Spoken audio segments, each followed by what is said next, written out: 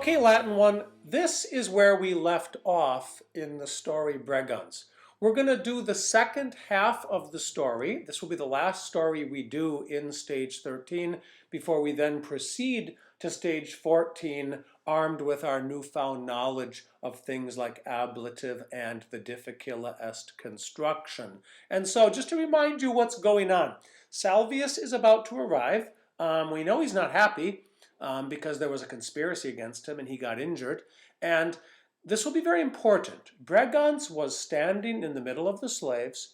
He had a huge dog with him. Now, as we continue, we're going to actually learn some brand new things yet in the story, and we're going to have further review of the imperative forms that we learned last time.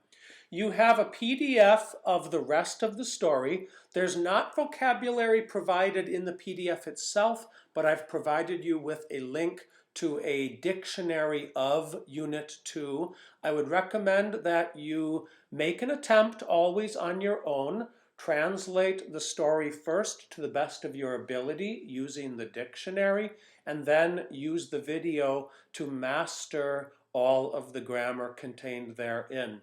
This week, since you meet Monday, Wednesday, and Friday, today might be a good day to just do some translation practice, and then on Wednesday, perhaps go through the video. There is going to be a mini Socrative with 4 questions for you on Wednesday, and then, as you've become very accustomed to the format, a full Socrative on Friday. And I still wish more people came into the Google Meet to talk with me. I am actually willing to talk through any and all questions people have wrong. I would rather teach you on Friday what you're wrong about than to have you be wrong. So please come on in to the Google Meet. Okay, let's get started. So this is the continuation. This is Bregans speaking. Ecce Varica, rex Cogidubnus domino nostro hunc cane misit, inquit Bregans. Look, Varica. Now, here again, let's review how we now see the dictionary format.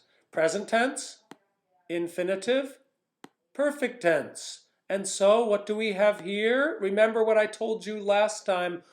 Jump to this third form. This third form is so often going to be what you have. And so when you see something like misit, past tense, sent. King Cogidubnus sent this dog to our master. Now, just a little background. Salvius is a rich Roman senator who lives in Britannia right now. King Cogidubnus is the Celtic king who is basically a collaborator with the Romans. And that's why the Romans have built him a fantastic palace. And he keeps in good relations with the Romans by doing things like sending them gifts, like this wonderful hunting dog. Canis ferocissimus est, bestias optime agitare potest. The dog is very fierce. It can chase beasts well. Again, let's not forget, this is our grammar of stage 13. Potest is able, finishes its action with an infinitive. Literally, it is able to chase beasts, but it can chase beasts well is good English. Subito, viginti equites aream intraverunt. Primus erat Salvius. Suddenly, 20 horsemen entered the courtyard. The first was Salvius. Postquam ex equo descendit, Varicam salutavit. After he descended from the horse, he greeted Varica. Servos inspicere volo, inquit Salvius. Here again, we have our irregular verb. Volo means I want. It completes its action in the infinitive, which ends with re. So what I want to do is an infinitive. I want to inspect the slaves, said Salvius. Tum Salvius et Varica per ordines ambulabant. Then Salvius and Varica were walking through the rows, understood rows of people. And again, bant, were walking, ambulabant.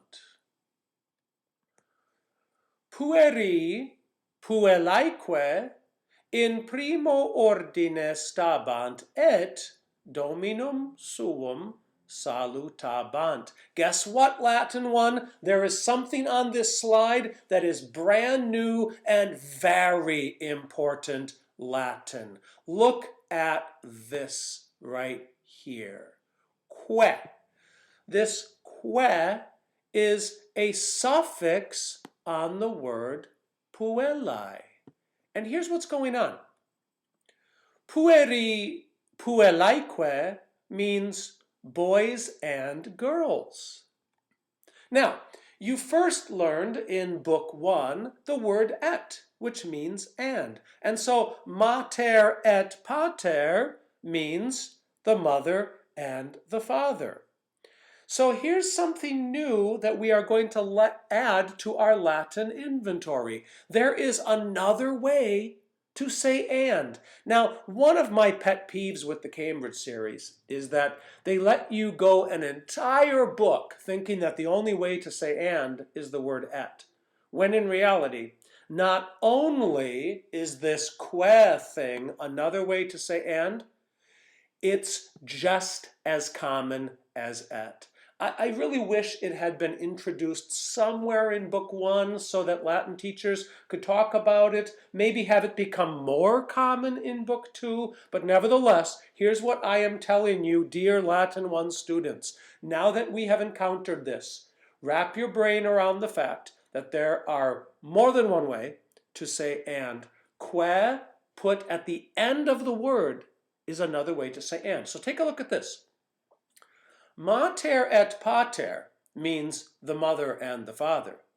Mater paterque is an absolute synonym. So again, que at the end, you almost want to imagine, just when you see the que, logically put it between the words that it has.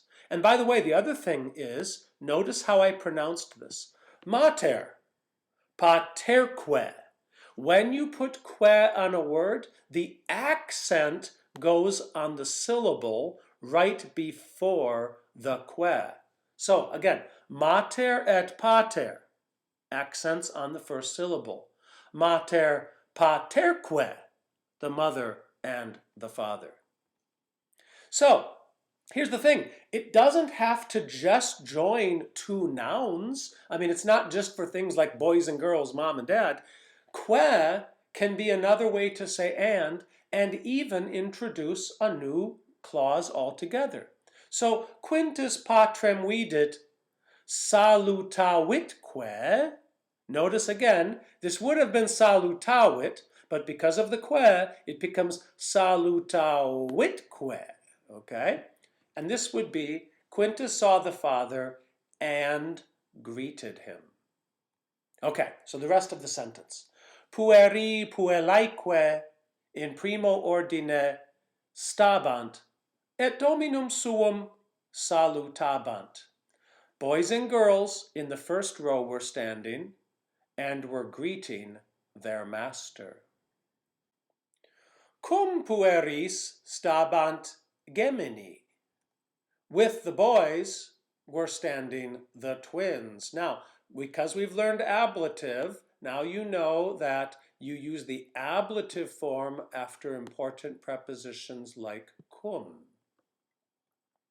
Salve Domine inquit loquax, salve Domine inquit antiloquax. Hello, master, said loquax. Hello, master, said antiloquax. Bregans, simulac salvium vidit. Domine, domine, exclamavit. Bregans, is the one speaking. He is addressing the master. And again, let's review the vocative. When you have a second declension noun or name, it ends with us, and you're addressing the person, you change the us to an e. So he says, Domine, Domine. When you have an ius, the vocative is an I. So if you were talking to Salvius, you would say salvi. Now, let me just put this out there. How should a slave address the master Salvius? Domine seems to be okay, right? Because after all, loquax and antiloquax just addressed him as domine. Would it ever be appropriate for Bregans the slave to address him with his name? Probably not. Bregans, as soon as he saw Salvius, "Master, master," he shouted. Simulac, as soon as. What English word might be related to simulac, meaning as soon as? How about simultaneous, meaning something happening at the same time? Salvius servo nihil respondit. Salvius responded nothing to the slave. Okay, so here's a dative ending to the slave. So Salvius probably understands that Bregans doesn't have any right to be like shouting across the courtyard at him saying, "Master, master," and he's just decided to ignore this. Bregans iterum clamavit.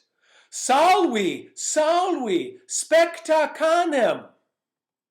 Bregans again shouted, "Salvius, Salvius, look at the dog." Now, I had told you it is not appropriate for Bregans to address the master with his name. What else in this sentence is probably inappropriate? Salvius, Salvius, look at the dog.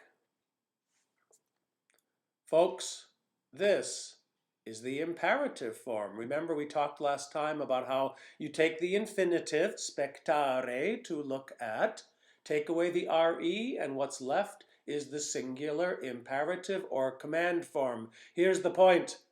He, of course, has no right to address Salvius by his name, but he's done even worse. He just gave the master a command. Even if it's as simple as something as, "Look at the dog." Look what happens next. Spectare, to look at. Specta, look at, a command.